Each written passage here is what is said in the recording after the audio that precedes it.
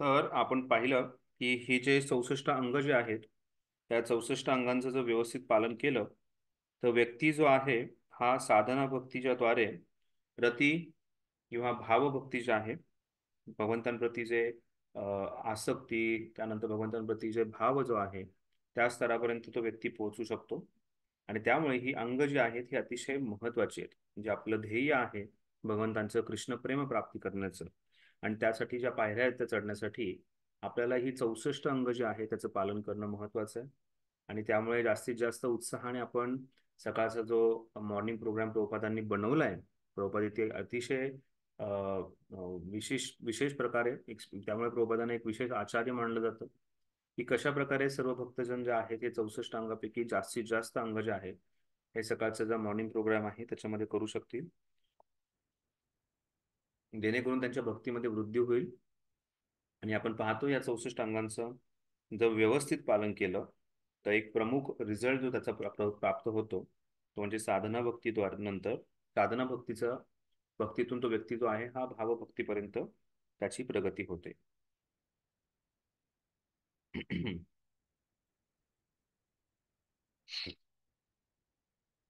तर आता पाहणार आहोत आपण की कशा प्रकारे रागानुगाची भक्ती आहे. रागानुगा भक्तीचे प्रकार आहेत, रागानुगा भक्ती आणि रागात्मिका भक्ती, त्यावर आपण चर्चा करणार आहोत. एकच मिनिट हं. हा बोल. मी तुला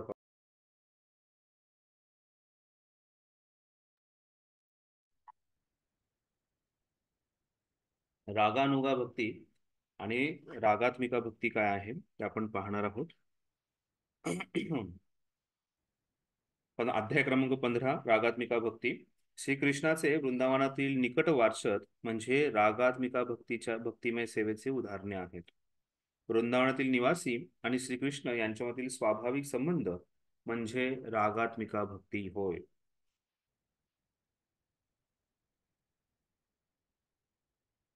तर आपण पाहिलं कशा प्रकारे व्यक्ती साधना भक्ती वैधी साधना भक्तीद्वारे जर निपुण झाला तर तो रागानुगा भक्त बनतो. आणि ह्या रागानुगा भक्तीचा जो प्रकार आहे त्याच्यामध्ये व्यक्ती जो आहे हा रागानुगा भक्तीच्या स्तरावरून आणखीन वरती म्हणजे रागात्मिका भक्ती जी आहे त्या स्तरावरती पोहोचतो. तर यात कन्फ्यूज होऊ नका. आपण भक्तीचे जे 3 प्रकार पाहिलेले आहेत त्याच्यामध्ये आपण पाहिलं की वैधी साधना भक्ती, रागानुगा भक्ती आणि भावभक्ती हे 3 प्रकार पाहिलेले आहेत. आणि त्याच्यात त्याच्यात कशा प्रकारे आता हळूहळू आपण जे आहे साधना भक्तीनंतर रागानुगा भक्ती आणि रागात्मिका भक्ती आणि कशा प्रकारे जे कृष्ण प्रेम प्राप्तीचं जे ध्येय आहे याच्यावर हळूहळू आपण कशा प्रकारे अग्रेसर होऊ शकतो याचं आता थोडक्यात वर्णन करण्यात आलेलं आहे. रागानुगा भक्ती, रागात्मिका भक्ती किंवा भावभक्ती जे आहे त्याचं अतिशय थोड्या प्रमाणात आता वर्णन करण्यात आलेलं आहे.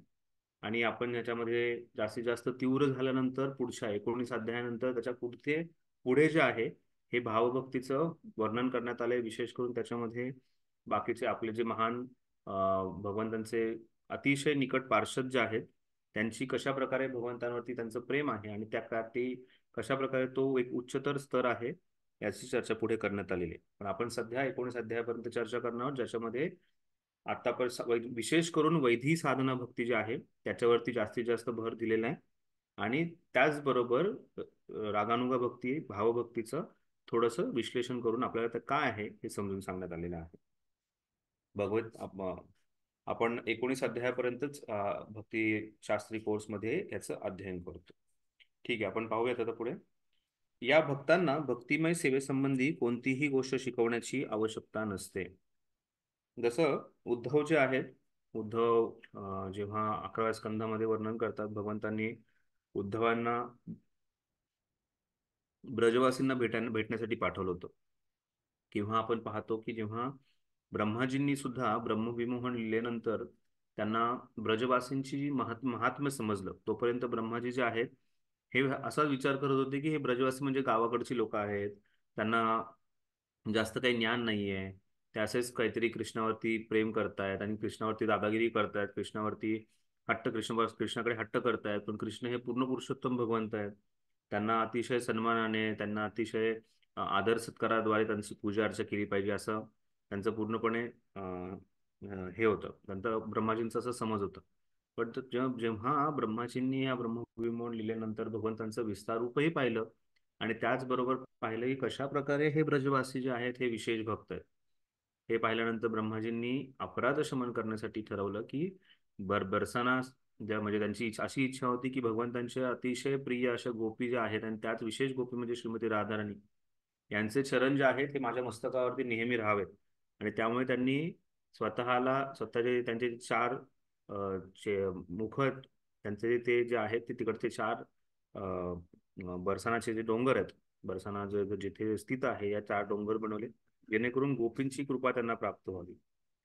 त्याच प्रकारे उद्धव जेव्हा सर्व गोपींना भेटतात भगवंतांच्या आदेशावरून ते गेलेले असतात भगवंतांचा संदेश पोहोचवण्यासाठी, आणि ज्या प्रकारे गोपी ज्या आहेत ह्या भ्रमरगीत किंवा गोपीगीतद्वारे उद्धवाला समजून सांगतात. विशेष करून त्या भ्रमरगीतामध्ये वर्णन करण्यात आलंय की राधाराणी जी आहे ही उद्धवाला संदेश देते पण एका भ्रमराकडे पाहून संदेश देते, आणि त्या भ्रमरगीतामध्ये उद्धव जे आहेत त्यांना समजतं की हे ब्रजवासी म्हणजे साधारण व्यक्ती नाही आहेत. त्यांना कसल्याही प्रकारचं ज्ञान प्राप्त करायची गरज नाहीये. ज्ञान जे आहे हे त्यांच्याकडे अतिशय उत्कृष्ट प्रकारे आहे. त्यांना ज्ञान जे आहे त्यांचं हे अतिशय उत्कृष्ट प्रकारे आहे. त्यांना पूर्ण गोष्टींचं सगळं सगळं काही ज्ञान आहे. आणि त्यामुळे त्यांना वेगवेगळे रागात्मिका जे भक्त असतात त्या रागात्मिका भक्तांना वेगळं काही शिकवण्याची गरज पडत नाही. त्यामुळे रागात्मिका भक्त जे आहेत हे अतिशय निकटतम आणि उच्च कोटीचे भक्त आहेत. त्यांना कुठल्याही प्रकारच्या ज्ञानाची शिकवण्याची गरज पडत नाही. नियम पालनाचे पूर्णत्व त्यांनी पूर्वीच प्राप्त केलेले आहे.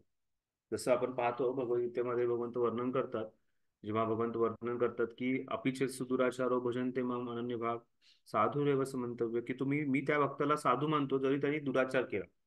आणि त्याच गोष्टीचं वर्णन करताना पुढे भगवंत वर्णन करतात की माझा भक्त जो आहे, जो जो जो अतिशय तीव्रतेने भक्ती करतोय त्याला बऱ्याचशा नियमांचे पालन करण्याची गरज पडत नाही. तर त्याला समजण्यासाठी आपण पाहतो की भक्ताला नियमाचे पालन करण्याची गरज पडत नाही म्हणजे त्याने नियम पालन करायचे नाही का? नाही. तो नियम पालन करण्याच्या पलीकडे गेलेला आहे. त्याला ह्या सर्व गोष्टी ज्या आहेत, ज्या नियम पालन करण्यासाठी म्हणजे चार नियमांचं पालन असू शकतो किंवा आपले जे काही वेगवेगळे बाकीचेही बरेच काही नियम आपण पाहतो, या नियमांच्या पलीकडे तो पोहोचलाय. म्हणजे त्याच्याकडून जे स्वाभाविकदृष्ट्या हे नियम पालन केले जातात आणि भगवंतांप्रती त्याची एवढी आसक्ती असते की त्या आसक्तीमुळे त्याला भौतिक आकर्षण किंवा भौतिक गोष्टींकडे त्याचा ओढा जो आहे तो पूर्णपणे झिरो झालेला असतो, शून्य झालेला असतो. त्यामुळे अतिशय म्हणजे एक एक वाक्य प्रभुपादांनी लिहिलेलं इतकं महत्वाचं आहे की जो रागात्मिका भक्त आहे त्याच्या महानतेबद्दल वर्णन करताना त्याला ज्ञान अर्जन करायची गरज नाहीये. त्याला जे आहे ते कसल्याही प्रकारचे नियमांचं पालन करायची गरज नाहीये. आता त्याचमुळे एक फार चुकीची गोष्ट चालू झाली जेव्हा लोकांनी ह्या गोष्टीचं पालन केलं आणि एक अपरिपक्व स्थितीमध्ये इमॅच्युअर सिच्युएशन मध्ये असे बरेच व्यक्ती जे आहेत हे स्वतःला मी रागात्मिका भक्त आहे असं समजायला लागले. आता हा जो ग्रंथ आहे रूप गोस्वामी पादांनी लिहिण्याच्या पाठीमागे आणि विशेष करून प्रभुपादांनी हा ग्रंथ आपल्या शिकवणीमध्ये आणण्याचं महत्वाचं कारण म्हणजे की आपल्याला समजायला पाहिजे की बाबा कोण आहे, आपला स्तर काय आहे, आणि त्याचबरोबर एक उच्चतर स्तराचा भक्त जो आहे तो कोण आहे ते पाहणं गरजेचं. आणि दुर्भाग्याने हे ज्ञान अर्जित न केल्यामुळे गौडीय वैष्णव संप्रदायामध्ये 13 अपसंप्रदाय निर्माण झाले होते. सखीबेकी, चुडाधारी आणि असे बरेच काहीतरी ते 13 अपसंप्रदाय निर्माण झाले. आणि हे 13 अपसंप्रदाय जे आहेत यांनी कसल्याही प्रकारचं ज्ञान अर्जित केलं नाही आणि त्याचबरोबर म्हणाले की आम्ही उच्च स्तराचे रागात्मिका भक्त आहोत, आम्हाला नियम पालन करायची गरज नाही. आणि त्यामुळे त्यांच्याकडून बऱ्याच काही चुका झाल्या. तर आपल्याला हे समजणं फार गरजेचं आहे की आपल्याकडून नियमांचं पालनही व्हायला हवं आपल्याकडून, कारण आपण वैधी साधना भक्तीच्या स्थितीमध्ये आहोत. आपण अजून साधना त्यातही आपलं काही पूर्णता झालेली नाही, आपण अजून प्रयत्न करत आहोत, आपण एक साधक आहोत. आणि त्या साधकाची स्थिती जी आहे हे समजून आपण आपल्या स्थितीनुसार हळूहळू प्रगती करणं गरजेचं आहे. उगीच काहीतरी अपरिपक्व स्थितीमध्ये बाह्य स्वरूपात काहीतरी विकार दाखवून कोणीही प्रगती पथावरती नसू शकते. त्यांनी पूर्ण पुरुषोत्तम भगवंतांची स्वाभाविक प्रेममय सेवाही संपादन केलेली आहे. उदाहरणार्थ श्रीकृष्णासमोर खेळणाऱ्या गोप बालकांना त्यांच्याशी कसे खेळावे हे शिकवण्यासाठी तपश्चर्या किंवा योग साधनेची आवश्यकता नसते. आपल्या पूर्वजन्मामध्ये त्यांनी नियमांचे सर्व परीक्षा आधीच उत्तीर्ण केलेल्या असतात. परिणामस्वरूप त्यांची उन्नती होऊन त्यांना श्रीकृष्णाचे प्रिय मित्र होण्याचे भाग्य लाभलेले असते. त्यांच्या सहज किंवा स्वाभाविक वृत्तीला रागात्मिका भक्ती असे म्हटले जाते.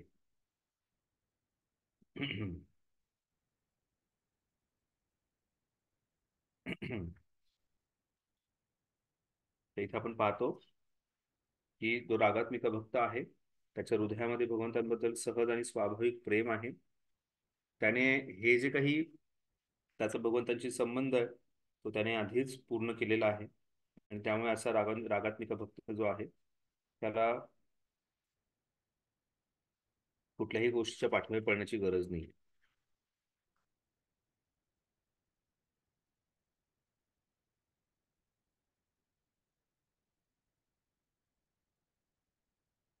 आपण अध्याय क्रमांक 14 केला नाही ना, की 14 झाला आपला? नाही ना?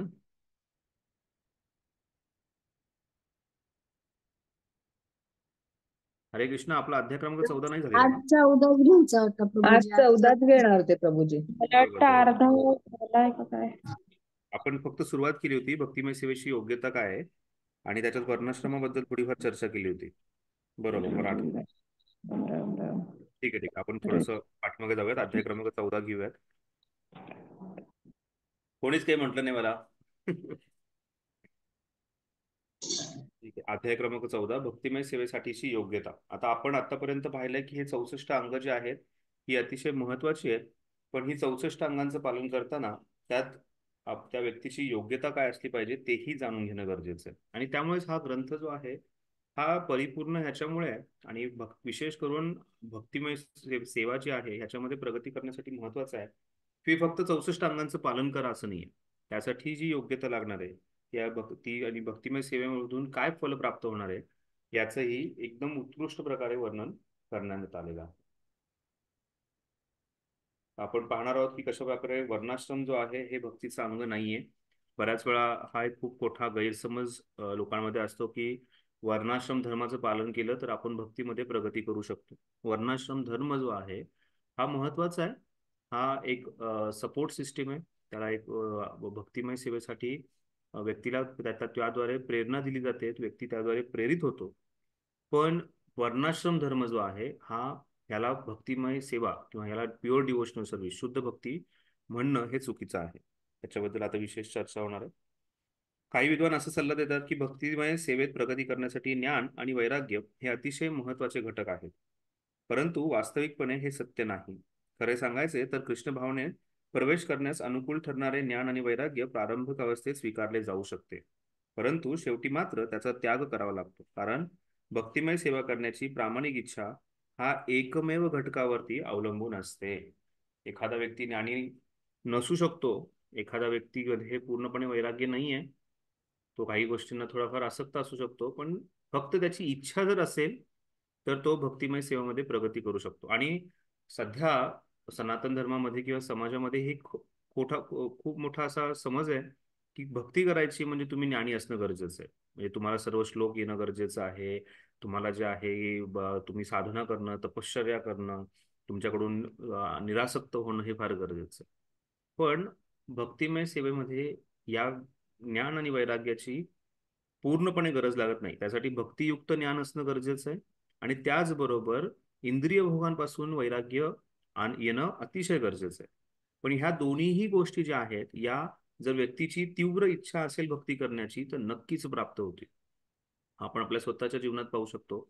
जशी जशी आपल्या भक्तिमय जीवनामध्ये तीव्रता वाढली तशी तशी 4 नियमांचं पालन करणं आपल्यासाठी सोपं झालं. किंवा चहा कॉफी, कांदा लसूण किंवा असत्संग या गोष्टी त्यागण्यासाठी आपल्याला सोप्या झालेल्या आहेत. म्हणजे वैराग्य जे आहे हे येत आहे. त्यामुळे भक्ती देवी जे आहेत त्यांचे 2 पुत्र आहेत, ज्ञान आणि वैराग्य. तर आई म्हणजे आईपासून पुत्र येतात. जर व्यक्तीमध्ये भक्ती निर्माण झाली तर ज्ञान आणि वैराग्य येणार आहे. उलट नाहीये. ज्ञान आणि वैराग्यापासून भक्ती मिळणं हे शक्य नाहीये. तर भक्तीचे 2 अंग आहेत, ते म्हणजे ज्ञान आणि वैराग्य. जो व्यक्ती भक्ती तीव्रतेने करतो, ज्याची तीव्रतेने भक्ती करण्याची इच्छा आहे, त्याला ज्ञानाचीही प्राप्ती होते आणि त्याचबरोबर त्याला वैराग्यही प्राप्त होतं. आणि ब्रह्माजी जे आहेत हे आपण उत्कृष्ट उदाहरण पाहू शकतो. तेने ब्रह्महृदय आदि कवये मुह्यंती यत् सूरया हे सांगताना पहिल्या श्लोकात सांगितले भागवताच्या की कशा प्रकारे ब्रह्माजींच्या हृदयामध्ये त्यांनी ज्ञान दिलं आणि त्या ज्ञानाद्वारे त्यांना तपश्चर्या करण्यासाठी त्यांना प्रेरित केलं. त्यांची तीव्र इच्छा होती जाणून घेण्याची, त्यांची तीव्र इच्छा होती की समजून घ्यायची मी कोण आहे, मी कशासाठी आलोय, काय करायचंय मला. आणि त्या तीव्र इच्छेमुळे त्यांना तप तप हा शब्द ऐकायला आला आणि त्यानंतर त्यांनी तपश्चर्या केली, त्यांच्या हृदयामध्ये ज्ञान प्रकट झालं. त्याचा अर्थ असा नाहीये की बाबा मी भक्ती करत राहील आणि हे भक्तियुक्त ज्ञान ही भगवद्गीता हे वाचायची गरज नाही. नाही, जे भक्तियुक्त ज्ञानाचे शास्त्र आहेत त्याचं अध्ययन करायचं, त्याच्या व्यतिरिक्त ज्ञानाची शोधाशोध करण्याची आपल्याला काहीच गरज नाहीये. नाहीतर वैदिक शास्त्र जे आहे हे खूप मोठं जंजाळ आहे, त्या जंजाळात आपल्याला अडकायची गरज नाहीये. पण जर एखादा व्यक्ती भक्तीचे जे अंग आहेत त्याचं व्यवस्थित पालन करत असेल, म्हणजे श्रवण कीर्तन विष्णू स्मरण ह्या गोष्टी जर करत असेल, तर नक्कीच ज्ञान आणि वैराग्य जे भक्तिदेवीचे पुत्र आहेत ते त्याच्या जीवनामध्ये येणार आहेत, ते त्याला प्राप्त होणार आहेत. त्यामुळे आपण त्याचा उलट प्रकार होऊ शकत नाही की ज्ञान आणि वैराग्यामुळे भक्ती येते. नाही, भक्ती जी आहे ही फक्त जीवात्म्याच्या इच्छेवरती आहे, मला भगवंतांची भक्ती करायची आहे.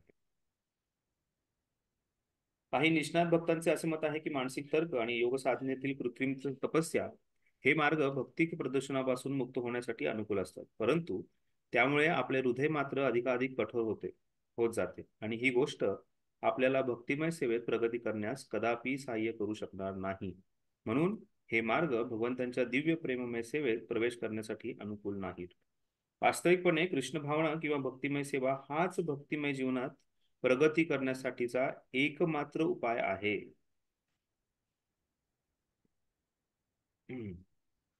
भक्तिमय सेवा परिपूर्ण आहे, तीच कारण आणि परिणामही आहे. पूर्ण पुरुषोत्तम भगवान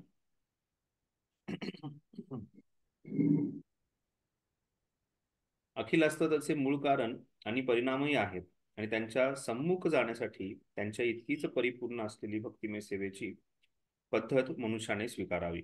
तर कसल्याही प्रकारचे मानसिक तर्क जे आहेत, कसल्याही प्रकारची योग साधना, कृत्रिम तपस्या ही गरजेची नाहीये. भक्तिमय सेवा आणि ती करण्याची तीव्र इच्छा, त्याला जे कृष्ण भावना आणि भक्तिमय सेवा म्हणजे याच दोन गोष्टी ज्या आहेत ह्या अतिशय महत्वाच्या आहेत कोणत्याही व्यक्तीला भक्तीमध्ये प्रगती करण्यासाठी. त्यामुळे शिल प्रभुपादांनी International Society for Krishna Consciousness असं नाव दिलेलं आहे, आंतरराष्ट्रीय कृष्ण भावनामृत संघ. का सांगितलं प्रभुपादांनी की कृष्णबद्दल, भगवंतांबद्दल ते जे प्रेम भावना जी आहे ही अतिशय महत्वाची. कुठेही तिथे योग साधना तपस्या अशा कुठेही गोष्टीचं वर्णन करण्यात आलेलं नाही. तर भगवंतांचं समजायचं असेल आणि भगवंतांप्रती भक्ती निर्माण करायची असेल तर त्यात सर्वात मोठी योग्यता जी आहे ती म्हणजे भक्तिमय सेवा, प्युअर डिवोशनल सर्व्हिस ही महत्वाची अंग आहे.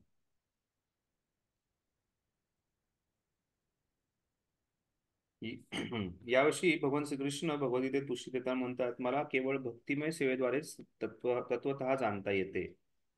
कुठे सांगितलं भगवंतांनी हे? कोणी सांगू शकेल भगवद्गीतेत? कोणी श्लोक श्लोक सांगू शकेल? मला केवळ भक्तिमय सेवेद्वारेच तत्वतः जाणता येते. पत्रं पुष्पं फलं तोयं भक्त्या माम अभिजानाति। जन्म कर्म च मे दिव्यम यो मे वेत्ति तत्वतः एवं वेत्ति तत्वतः त्यक्ता देहम पुनर्जन्म नैति मामेति सोऽर्जुन। तत्वतः हा शब्द तिथे येतो की भगवंतांचा जन्म कर्म जे आहे हे दिव्य आहे आणि जो याला तत्वतः जाणतो तो व्यक्ती जो आहे भगवंतांना तत्वतः समजू शकतो आणि अशा व्यक्तीचा पुनर्जन्म होणार नाही. त्यक्त्वा जन्म कर्मच मे दिव्यम एवं यो वेती तत्वतः, व्यक्ती तत्वतः भगवंतांना जाणू शकतो आणि अशा भक्तिमय सेवेद्वारेच भगवंतांना तत्वतः जाणू शकतो. दुसरा तत्वतः जाणणं शक्य नाही. भगवंतांचं एक नाव आहे अचिंत्य. अचिंत्य म्हणजे इनकन्सिवेबल, म्हणजे त्यांना समजणं, त्यांना जाणणं, त्यांच्याबद्दल विशेष करून त्यांच्याबद्दल पूर्ण ज्ञान अर्जन करणं हे कोणालाही शक्य नाहीये. कोणालाही शक्य नाही. फक्त भगवंत स्वतःबद्दल जाणू शकतात आणि तेच भगवंत जेव्हा त्यांना भक्तांचं माझ्याप्रती प्रेम जे आहे हे समजू शकले नाहीत, त्यामुळे भगवंत स्वतः चैतन्य महाप्रभू म्हणून बनून आले. तर सांगण्याचं तात्पर्य हे आहे की कोणीही भगवंतांना पूर्णपणे समजू शकत नाही आणि त्यामुळे भगवंत जे आहेत ते अचिंत्य आहेत, त्यांना समजणं अवघड आहे. पण भक्तीद्वारेच आपण भगवंतांना समजू शकतो, हेही त्यात तेवढंच महत्वाचं आहे. त्यामुळे एक भक्त जो भगवंतांना जाणतो तो दुसरा कोणीही जाणू शकत नाही, कोणताही ज्ञानी व्यक्ती जाणू शकत नाही. भगवद्गीतेच्या उपदेशांच्या प्रारंभी भगवान श्रीकृष्ण अर्जुनाला म्हणाले की तू माझा भक्त असल्यामुळे मी तुला ही सर्व रहस्य सांगत आहे. वैदिक ज्ञान म्हणजे अंततः भगवंतांना जाणणे होय. त्यांच्या धामात प्रवेश करण्याची विधी म्हणजे भक्तिमय सेवा हा होय.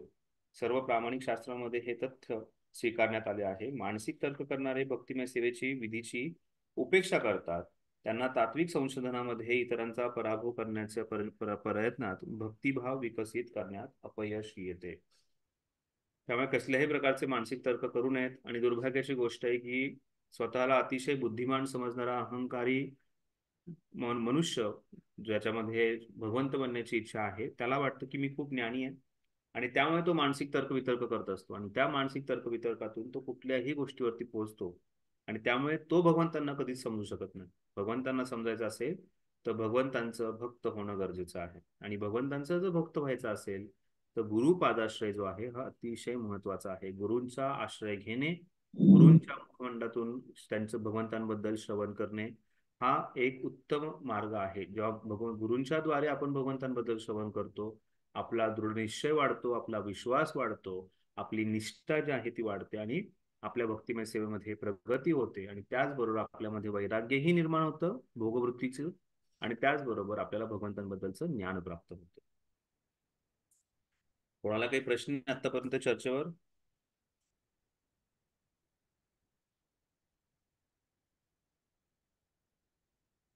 आता आपण पाहणार आहोत की कशा प्रकारे भगवंत जे आहेत हे वेगवेगळे उदाहरण देत आहेत भागवतांमधून. जसं उद्धवाबद्दल 11व्या स्कंदातले भगवंत उदाहरण देतात आणि भगवंत स्वतः उद्धवाला समजून सांगतात की कशा प्रकारे भक्तिमय सेवा जी आहे ही महत्वाची आहे. ही कुठल्याही प्रकारचे तर्क वितर्क कृत्रिम वैराग्य याच्यापासून वेगळी आहे, याच्यापेक्षा अतिशय विशेष आहे. आपण बघूयात या श्लोकात भगवान श्रीकृष्ण म्हणतात, प्रिय उद्धव 11:20-31 प्रिय उद्धव, प्रामाणिकपणे माझी भक्तिमय सेवा करण्याकरता मानसिक तर्क आणि कृत्रिम वैराग्य या गोष्टी विशेष करून अनुकूल होत नाहीत.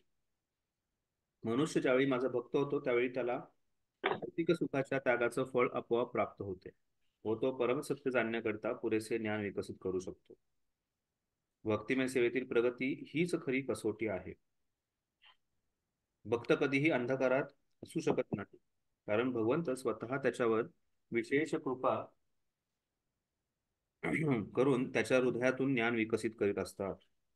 श्रीमद भागवतातील 11:20-32-33 या श्लोकात भगवंत श्रीकृष्ण उद्धवाला म्हणतात, प्रिय मित्र, केवळ माझ्या प्रेममय सेवेमध्ये आसक्त असणाऱ्या व्यक्तींना सकाम कर्मे, तप, ज्ञान, वैराग्य, योग, दान व इतर तत्सम शुभ कर्मांची फळे आपोआपच प्राप्त होतात. ह्याच्या आधी मी उदाहरण दिलं असेल की एक एक व्यक्ती जो आहे जगन्नाथदास बाबाजी महाराजांकडे आले आणि म्हणाले की महाराज महाराज इकडे एक खूप विशेष सिद्धी प्राप्त झालेला व्यक्ती आहे जो झाडूवरती उभा राहतो आणि इकडून तिकडं आकाशात भ्रमण करतो. तर त्यावेळेस त्यांनी म्हणाले दुर्लक्ष करा, ह्या गोष्टी काही महत्वाच्या नाही. तरी तो बघतो, अरे नाही नाही, तो विशेष आहे, तो विशेष आहे. आणि चमत्काराला नमस्कार केला जातो. तशा प्रकारे सर्वजण त्या व्यक्तीच्या पाठीमागे पळायला लागले, त्याला नमस्कार करायला लागले, त्याला भगवंतांसारखं स्थान द्यायला लागले. मग त्यावेळेस जगन्नाथदास बाबाजी महाराज ब्रश करत होते तेव्हा ही बातमी त्यांच्यापर्यंत पोहोचली. तर त्यांनी दातून घेतलं होतं. ते म्हणे भक्तासाठी ह्या सर्व गोष्टी फार सहज आहेत, त्या सहज प्राप्त होतात असं म्हणून त्यांनी दातून जमिनीवरती ठेवलं आणि त्या दातूनवरती ते आकाशात एक चक्कर मारून परत खाली आले. तर सांगण्याचं तात्पर्य हे आहे की भक्ताला भक्तिमय सेवेनंतर ह्या सर्व गोष्टी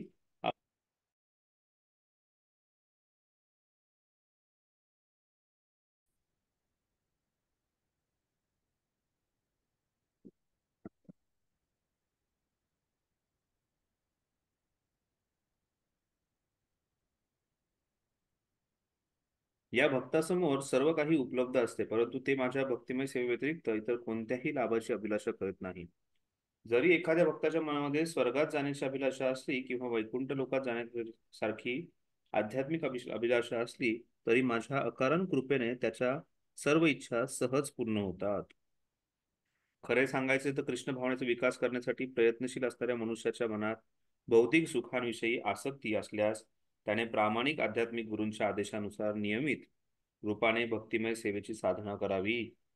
त्यामुळे तो अशा आसक्तीपासून सहजपणे मुक्त होऊ शकतो. आपलं सौभाग्य एक प्रामाणिक गुरूंचा आश्रय आपल्याला प्राप्त झालेला आहे. तर आपले परमगुरु श्रील प्रभुपाद जे आहेत,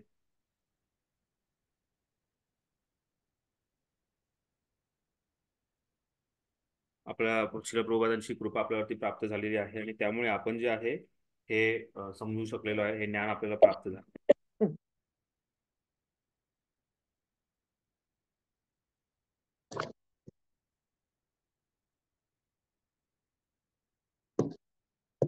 हम्म.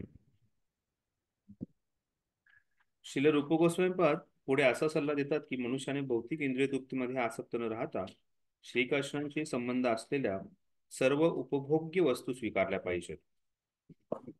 उदाहरणार्थ मनुष्यासाठी आहार आवश्यक आहे आणि आपल्या जिभेला संतुष्ट करण्यासाठी आपल्याला काहीतरी रुचकर पदार्थ आवश्यक असतात. तेव्हा आपण आपल्या जिभेला संतुष्ट करण्याकरता काहीतरी अन्न शिजवण्याऐवजी श्रीकृष्णांच्या संतुष्टीकरता जर आपण रुचकर पदार्थ तयार केले व ते श्रीकृष्णांना नैवेद्य म्हणून दाखवले तर त्याला त्याग होय. तर हा त्याग होय. रुचकर पदार्थ तयार करण्यात काही वावगे नाही, परंतु जोपर्यंत श्रीकृष्णांना अर्पण करण्यात येत नाही तोपर्यंत आपण ते खाऊ नयेत. जे श्रीकृष्णांना अर्पण केलेले नाही ते न स्वीकारण्याच्या व्रताला वास्तविक त्याग असे म्हटले जाते. अशा त्यागामुळे आपण आपल्या इंद्रियांचे आवेग शांत करू शकतो. अतिशय सोपं आहे. त्यामुळे भक्ती मार्ग जो आहे अतिशय सोपा आहे. आपल्याला विशेष काहीतरी खडतर त्याग करण्याची गरज नाही. फक्त एक ध्येय असणं गरजेचं आहे की श्रीकृष्णाला अर्पण करणं अतिशय महत्वाचं आहे. जे काही आपण करत आहोत हे श्रीकृष्णाच्या प्रसन्नतेसाठी करणं गरजेचं आहे आणि आपण तेवढं केलं तर त्याच्यातून खूप मोठा त्याग जो आहे हा व्यक्तीकडून आपोआप होतो आणि आपण भक्तिमय जीवनामध्ये प्रगती करू शकतो. त्यामुळे भक्तिमय कार्याद्वारे आपल्याकडून त्याग होतो, आपल्याकडून दान होतं, आपल्याकडून कर्म होतं, आपल्याकडून सर्व गोष्टी होतात. त्यामुळे भक्तिमय जे अंग आहेत 64 अंग जे आतापर्यंत आपण पाहिलेत ते करणं गरजेचं आहे. तर भक्तिमय सेवेची योग्यता काय? व्यक्तीची तीव्र इच्छा.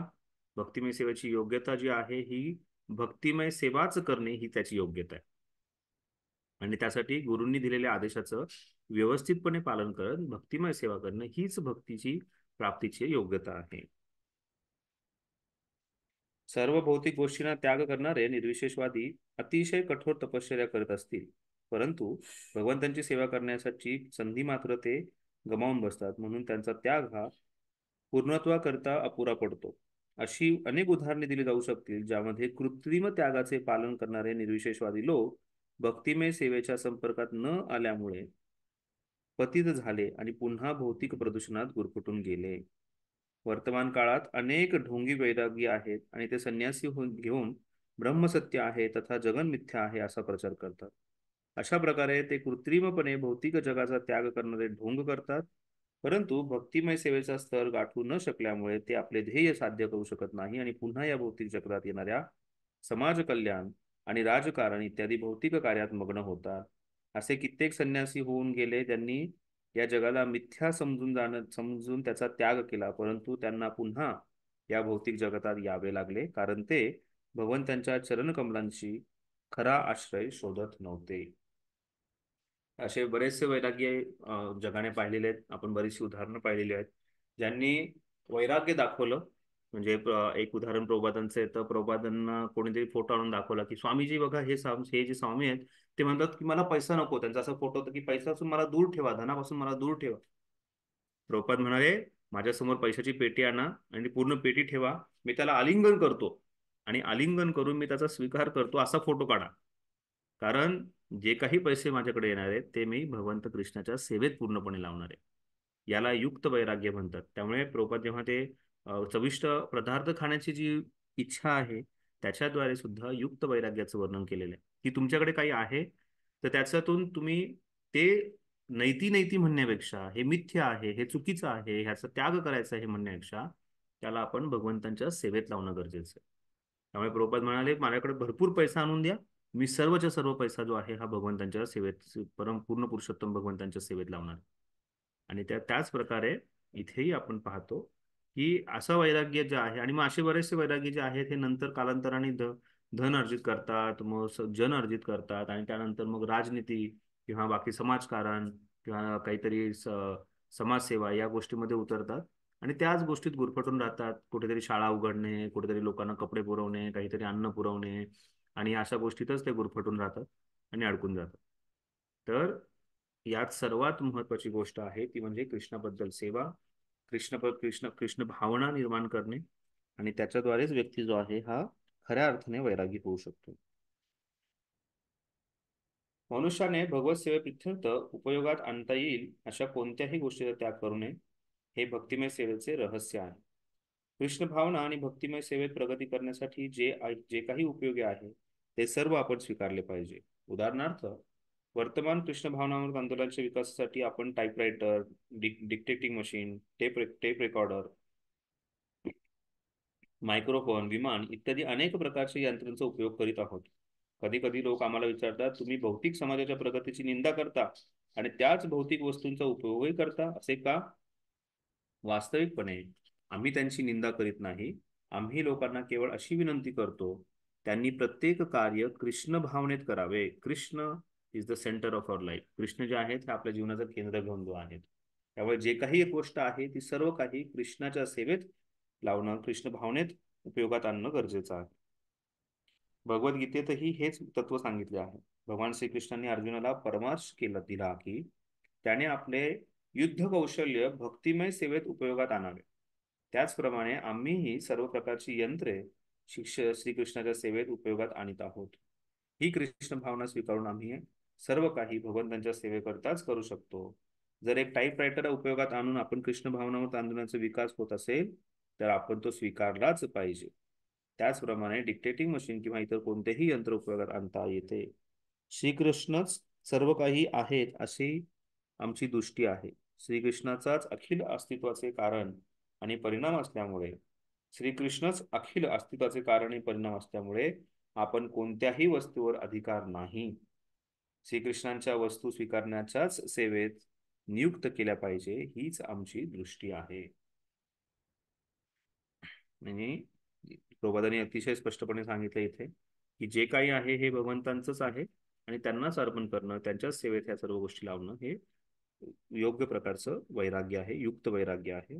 आणि त्याच्यासाठी सर्वात महत्वाची गोष्ट आहे की आपल्या जीवनाचं केंद्रबिंदू जे आहे कृष्ण आहे. त्यामुळे आपली कृष्ण भावना जी आहे ही नेहमी जागृत असणं गरजेचं आहे. कोणाचा काही प्रश्न आहे? आतापर्यंत जी चर्चा चालली आहे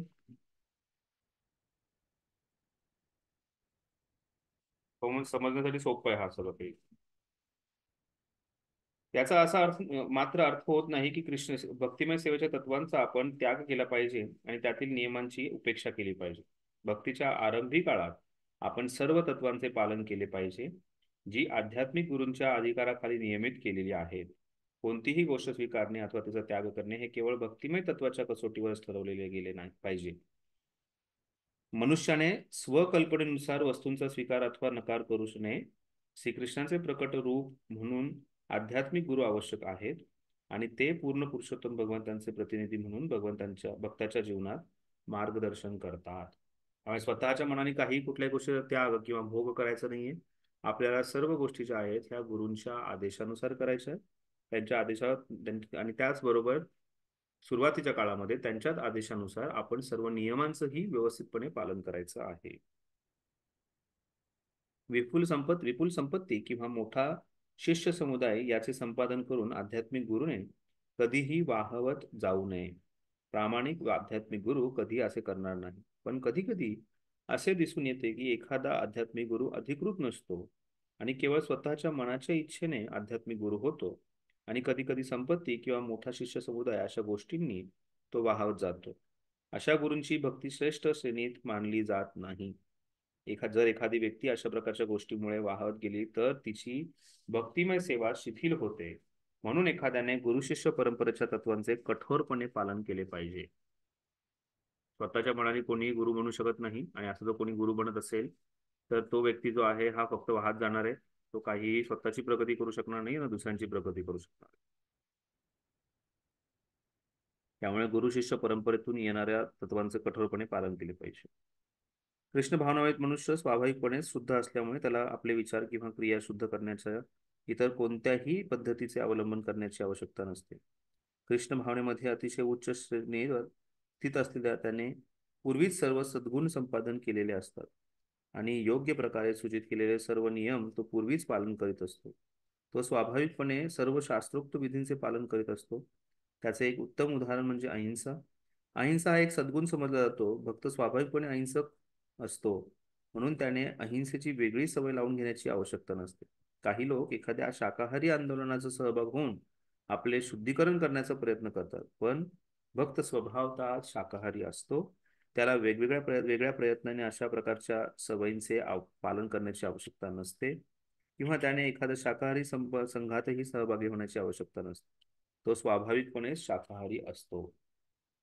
तर कसल्याही प्रकार अहिंसा हे एक उदाहरण दिले प्रभुपादांनी, आणि त्या अहिंसा हे तत्व त्यांनी व्यवस्थित जाणल्यामुळे त्याला वेगळ्या प्रकारे शाकाहारीची व्हायची गरज पडत नाही किंवा वेगळ्या शाकाहारी जे संघ आहेत ते जे त्याच्यामध्ये जाण्याची गरज नाही. हे कधी कधी ट्रेनमध्ये प्रवास करताना एक संस्था आहे, त्या संस्थेची लोक भेटल्यानंतर फक्त त्यांचा एकच प्रचार असतो की मांसाहार सोडो और शाकाहारी बनो. पण प्रभुपादांनी त्याच्यापेक्षाही वरचं तत्व आपल्याला सांगितलंय, ते म्हणजे आपण फक्त तेच ग्रहण करावं जे भगवंतांना प्रसन्न करणार आहे. आणि मांसाहारी गोष्टी ज्या आहेत त्या भगवंतांना प्रसन्न करतच नाहीत. तेव्हा ह्या गोष्टीमुळे आपण अतिशय उच्च स्तरावरती पोहोचतो, तो म्हणजे आपण कृष्ण भावना भावित होतो.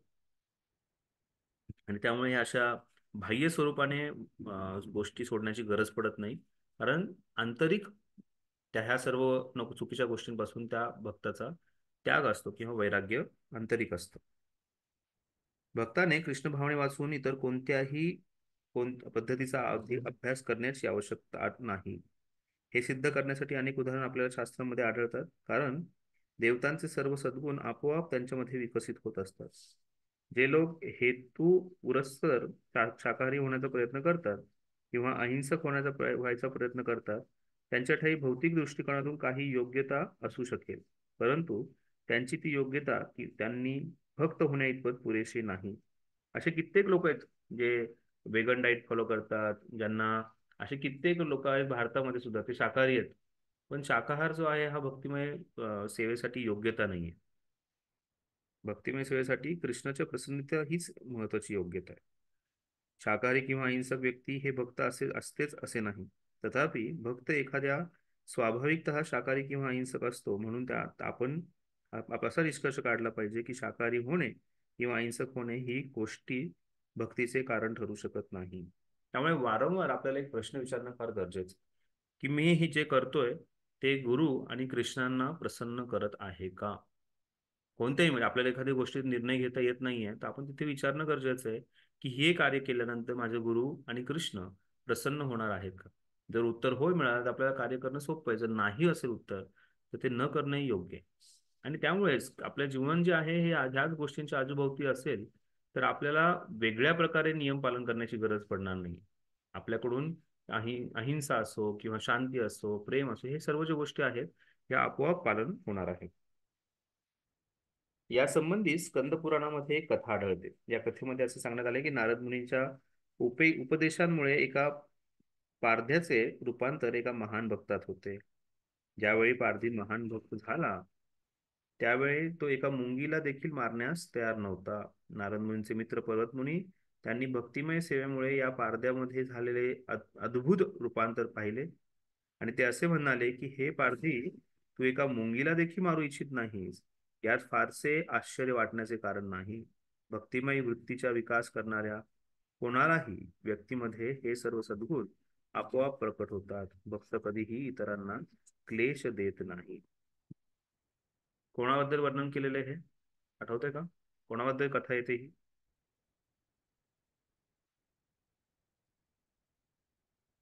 पर्वतमुनी आणि नारदमुनी कोणाला भेटले आणि कोणामध्ये परिवर्तन झालं होतं? काय होता तो पारधी, कशा प्रकारे होता तो? कोण होता? नाव काय त्याचं?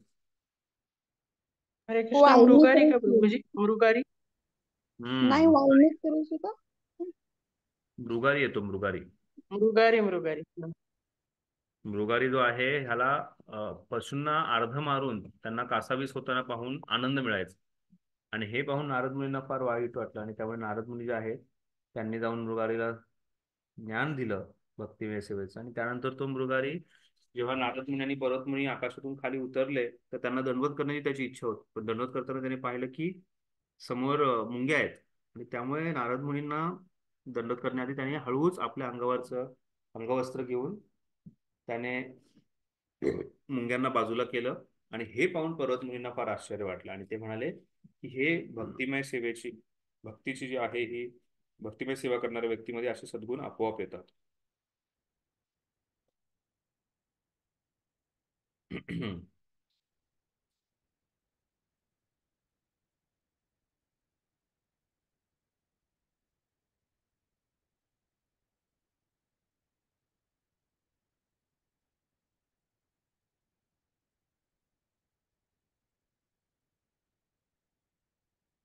तर आतापर्यंत आपण पाहिलं की कशा प्रकारे ज्ञान आणि वैराग्य जे आहे हे भक्ती प्राप्त करण्यासाठी अंग नाही आहे. भक्तीद्वारे ज्ञान आणि वैराग्य व्यक्तीमध्ये प्राप्त होतं. त्याचबरोबर उद्धवालाही उपदेश देताना भगवंत भक्ती जे आहे ही मानसिक तर्कांच्या पलीकडे आहे. आणि त्याचबरोबर भक्तिमय सेवेद्वारे व्यक्ती सर्व गोष्टी प्राप्त करू शकतो. त्याचबरोबर भक्ती जी आहे ही भौतिक आसक्ती जी आहे किंवा व्यक्तीच्या जीवनातले जे भोगवृत्ती जी आहे त्याला समूळ नाश करते. कारण त्या व्यक्तीचं जीवनाचं ध्येय जे आहे हे कृष्ण असतं. त्याचबरोबर युक्त वैराग्य जे तत्व आहे ते आपण पाहिलं की एखाद्या व्यक्तीस काही गोष्ट त्याला प्राप्त झाली असेल किंवा करण्याची इच्छा असेल तर ती भगवंतांना केंद्रबिंदू ठेवून आपण कैलाशी करणं गरजेचं आहे. भगवंतांच्या भगवंतांना सर्व काही ध्येय आहे हे मानून चालणं गरजेचं आहे. आता पुढे आपण पाहणार आहोत फाल्गू वैराग्य आणि काय आहे. म्हणजे वैराग्याबद्दलची एवढी चर्चा चालली आहे त्यामुळे युक्त वैराग्याची चर्चा केली. त्याचबरोबर फाल्गू वैराग्य जे आहे त्याच्याबद्दलही पुढे रूप गोस्वामी चर्चा करणार आहोत. त्याआधी पाहूयात आपण श्री रूप गोस्वामी या ठिकाणी आवर्जून सांगतात की चेतना आणि शारीरिक क्रिये यांचे शुद्धीकरण, तपश्चर्या, मनशांती या सर्व गोष्टी भक्तिमय सेवेत रत असलेल्या मनुष्यांमध्ये आपोआप प्रकट होत असतात. श्री रूप गोस्वामी पुढे सांगतात की भक्तीचे 9 प्रकार आहेत. नवविधा भक्ती, 9 विधी. त्याच्यामध्ये श्रवण, कीर्तन, स्मरण, वंदन, मंदिरातील विग्रहांची अर्चना, प्रार्थना, आज्ञाधारी सेवकाप्रमाणे भगवंतांच्या आज्ञेचे पालन करणे, भगवान श्रीकृष्णांचे सख्य भावात सेवा करणे, आत्मनिवेदन हे होत. श्रवणम, कीर्तनम, विष्णुस्मरणम, पादसेवनम, अर्चनम, वंदनम, साख्यम, दास्यम, आत्मनिवेदनम हे 9 विधीचे भक्तीचे 9 विधी आहेत. यापैकी प्रत्येक साधन अतिशय शक्तिशाली आहे. एखाद्याने त्याच्यापैकी एकाचे जरी पालन केले तरी न चुकता तो इच्छित सिद्धी प्राप्त करू शकतो.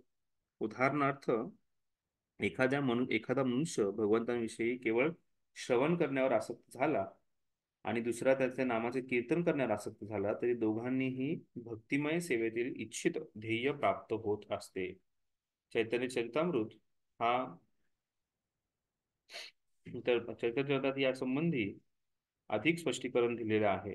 जर आपण 1, 2, 3 किंवा भक्तिमय सेवेच्या सर्व विधींचे पालन केले तर शेवटी आपल्याला भक्तिमय सेवेत स्थित होण्याचे इच्छित ध्येय प्राप्त होऊ शकते. नवविधा भक्तीवरती भरपूर चर्चा झालेली याच्या आधी. आपण पाहूयात की भक्तांनी असे कोणते कोणते भक्त आहेत ज्यांनी अशा या वेगवेगळ्या विधींचं पालन करून आपण स्वतःच्या भक्तिमय सेवेमध्ये पूर्णता प्राप्त केलेली आहे. भक्तांनी यापैकी एखाद्या विधीचे कसे पालन केले यासंबंधी अनेक उत्तम उदाहरणे शास्त्रामध्ये आढळतात. परीक्षित महाराजांनी जीवनाचे ध्येय केवळ श्रीमद भागवतम पुराणाचे श्रवण करून केले आहे. श्रवणसाठी उदाहरण आहे परीक्षित महाराज. सुखदेव गोस्वामींनी जीवनाचे ध्येय केवळ श्रीमद भागवताचे कथन करून प्राप्त केले आहे. त्यामुळे कीर्तन जे आहे श्रवणम कीर्तनम कीर्तन जे आहे याचं उदाहरण आहे सुखदेव गोस्वामी. प्रल्हाद महाराजांनी भगवंतांचे सतत स्मरण करून भक्तिमय सेवेतील यश प्राप्त केले आहे. श्रवणम कीर्तनम विष्णू स्मरणम प्रल्हाद महाराज जे आहे हे स्मरणासाठी उदाहरण आहे. लक्ष्मी देवी जे आहे ते भगवंतांच्या नेहमी चरण कमलांची सेवा करतात त्यामुळे पादसेवनासाठी लक्ष्मी देवींचं उदाहरण आहे. त्यानंतर पृथ्वी महाराज जे आहेत त्यांनी भगवंतांच्या अर्चविग्रहांची मंदिराचे पूजन, मंदिराची सफाई याद्वारे अर्चविग्रहांच्या मध्ये यश प्राप्त केलेले आहे. अर्चनम जो आहे. त्यानंतर अक्रूर जे आहे त्यांनी वंदन करून यश प्राप्त केले. अक्रूरांनी ज्या प्रकारे वंदन केलं त्याचं उत्कृष्ट उदाहरण जे आहे आपण पाहतो भागवतात. त्यानंतर हनुमंताने प्रभू श्रीरामांची इतकी उत्कृष्ट वैयक्तिक सेवा केलेली आहे, त्यामुळे दास्यसाठी हनुमानजींचं वर्णन करण्यात आलंय. अर्जुन जो आहे याचं वर्णन जे आहे हे साख्यसाठी करण्यात आलेलं आहे. एक भगवंतांचा मित्र आणि मित्र रूपात त्यांनी सेवा करणे. आणि त्यानंतर बळी महाराज जे आहे त्यांचं पूर्णपणे समर्पण यासाठी आत्मदिवसासाठी बली महाराजांचं वर्णन करण्यात आलेलं आहे. श्रीकृष्णाच्या या सर्व विधींचे एकत्रितपणे आचरण करणाऱ्या भक्तांच्या उदाहरणे ही शास्त्रात आढळतात. श्रीमद भागवतातील 9:4-18 या श्लोकामध्ये अंबरीश महाराज वर्णन करतात. अंबरीश महाराजांनी सर्वप्रथम आपले मन भगवंतांच्या चरणकमलावरती केंद्रित केले. त्याने वाचने भगवंतांच्या लीलांचं वर्णन केलेलं आहे. त्यानंतर त्यांनी त्यांच्या हातांनी भगवंतांच्या मंदिराची स्वच्छता केलेली आहे. कानांनी भगवंतांच्या दिव्य महात्म्याचे श्रवण केलेलं आहे. नेत्रांनी भगवंतांच्या सुंदर विग्रहांचे दर्शन केलेले आहे. आणि शरीराचा उपयोग करून भगवंतांच्या शुद्ध भक्तांचा संग घेतला आहे. त्याचबरोबर आपणही कोणाचा संग घेतो, ज्यावेळी आपण कोणाचाही संग घेतो त्यावेळी आपण त्यांच्या समवेत एकत्र बसतो, भोजन करतो. असे करताना त्यांच्या शरीराचा व भक्तांचा स्पर्श होऊन अपरिहार्य होत असते. महाराज अंबरीशांनी केवळ शुद्ध भक्तांचा संग घेतला आणि आपल्या देहाला इतर कोणाच्याही देहाचा स्पर्श होऊ दिला नाही. ते आपल्या नाकाने भगवंतांना अर्पण केलेलं पुष्प, तुळशी यांचा सुगंध घेतात. जिभेने कृष्णप्रसाद चाखीत होते. त्याच प्रकारे अंबरीश महाराज सम्राट असल्यामुळे भगवंत श्रीकृष्णांसाठी अतिशय स्वादिष्ट भोजन अर्पण करू शकत होते. त्याकरता त्यांच्याकडे संपत्तीची मुळीच उणीव नव्हती. ते भगवंत श्रीकृष्णांना विविध प्रकारचे रुचकर पदार्थ अर्पण करायचे व नंतर ते पदार्थ कृष्ण प्रसादाच्या रूपाने स्वीकार करायचे. त्यांच्या राजेशाही थाटात काहीच तुटवडा नव्हता, म्हणून त्यांनी भगवंतांना एक अतिशय सुंदर मंदिर निर्माण केलं होतं. त्यामध्ये अर्चविग्रहांची अतिशय ऐश्वर्य संपन्न साज सामग्रीने त्यांचे ते उच्च दर्जाची व्यंजने अर्पण करून सेवा पूजा करीत जात. अशा प्रकारे त्यांच्या राज्यात सर्व काही उपलब्ध होते आणि ते सतत श्रीकृष्णांमध्ये मग्न असत. भाव असा आहे की आपण अशा महान भक्तांच्या चरणचिन्हांचे अनुसरण केले पाहिजे. आपण जरी भक्तिमय सेवेच्या या सर्व विधींचे पालन करण्यास असमर्थ असलो तरी आपण पूर्ववत आचार्यांनी घालून दिलेल्या प्रमाणे निदान एका तरी विधीचे पालन केले पाहिजे. अंबरीश महाराजांप्रमाणे आपण भक्तिमय सेवेच्या या सर्व विधींचे पालन करू शकलो तर आपल्याला प्रत्येक विधीद्वारे निश्चितच भक्तिमय सेवेची सिद्धी प्राप्त होऊ शकते. तर ह्या नवविधेचे भक्तीचं सर्वपणे उत्कृष्टपणे पालन करण्याचं उदाहरण म्हणजे अंबरीश महाराज. आपण अंबरीश महाराजांप्रमाणे सर्व काही करू चांगलंच नाही करू शकलो तर कमीत कमी 1, 2 किंवा 3 अंगांचं विधींचं पालन करून आपण आपल्या भक्तिमय जीवनात प्रगती करू शकतो. श्रील रूप गोस्वामींनी असे म्हटले आहे की काही अधिकारी व्यक्ती वेदी भक्ती मार्गाचे वर्णन करताना असे म्हणतात की हा मार्ग म्हणजे भगवंतांशी ऐश्वर्य संपन्न सेवा करण्याचा मार्ग आहे. तर या प्रकारे आपण पाहतो की कशा प्रकारे इथे एक उत्कृष्ट भक्तांचं वर्णन करण्यात आले, नवविधा भक्तीचं वर्णन करण्यात आलेले.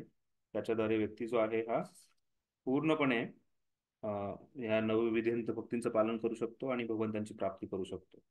तर हे 64 अंग आणि ह्या नवविध भक्ती जे आहे हे काय हे अभिन्न आहे आणि याद्वारे व्यक्ती नक्कीच आपल्या जीवनात अतिशय उत्कृष्ट प्रकारे प्रगती करू शकतो.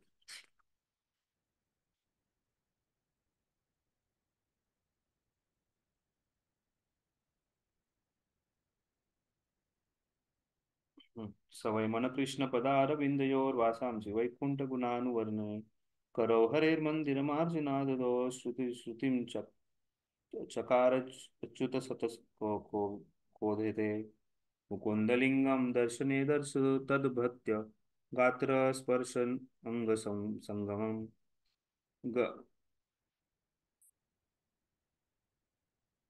ग्रहणं च तत्पाद सरोज सौरभे श्रीमत् तुलस्यारसनां तत् अर्पते पादो हरे क्षेत्र पादानुस्पर्शने श्रियो ऋषिकेश पादाभिवंदने कामां च दास्ये न तुत काम काम्य यथोत्तम यथोत्तम श्लोके जना जनाश्रयरती. तर हा जो श्लोक आहे त्या श्लोकाद्वारे आपण पाहतो कशा प्रकारे अमरीश महाराजांनी या नवविधा भक्तीचं पालन आपल्या जीवनात केलं आहे.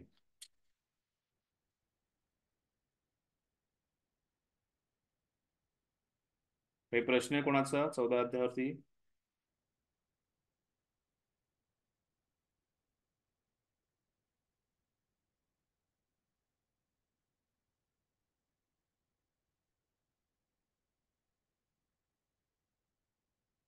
ठीक आहे.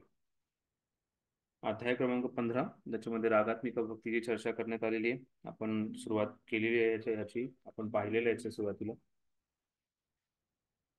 एकच मिनिट.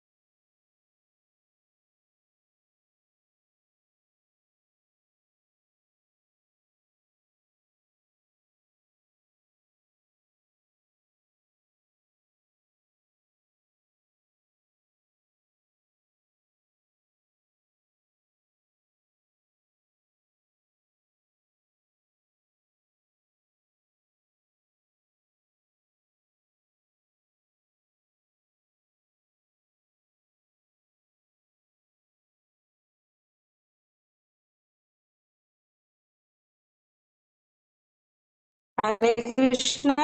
क्लास झाला का प्रभूजी? हरे कृष्णा. नाही नाही, 1-2 मिनिट.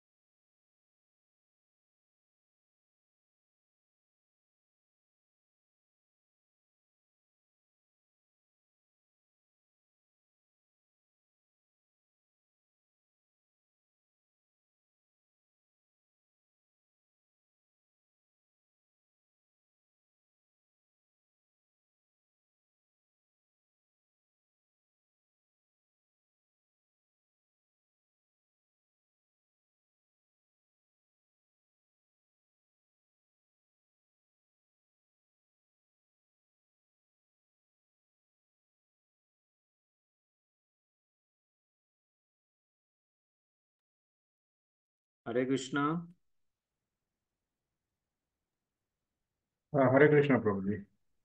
संदीप तू आपण थोडं पॉज देऊयात आता. बर, ठीक आहे प्रभूजी. आपण या आठवड्यामध्ये संध्याकाळी क्लासेस होणार आहेत. तर सोमवारी, मंगळवारी, गुरुवार, शुक्रवार काही अडचण आहे का कोणाला? संध्याकाळी एक पाऊण तास क्लास करणार आपण. 45 मिनिट्स क्लास करणार आहे. किती ते किती प्रभूजी टायमिंग? चालेल प्रभूजी. 8 to 8:45 चालेल ना? चालेल ठीक आहे प्रभूजी. प्रभूजी. चालेल प्रभूजी. चालेल. तर आपण उद्या संध्याकाळी 8 वाजता भेटूयात. ठीक आहे. चालेल. ओके. Yes. महेश भाऊ तसं मेसेज कन्वे करा. आहेत ना महेश भाऊ? महेश प्रभू नाही आहेत, मिस आहेत.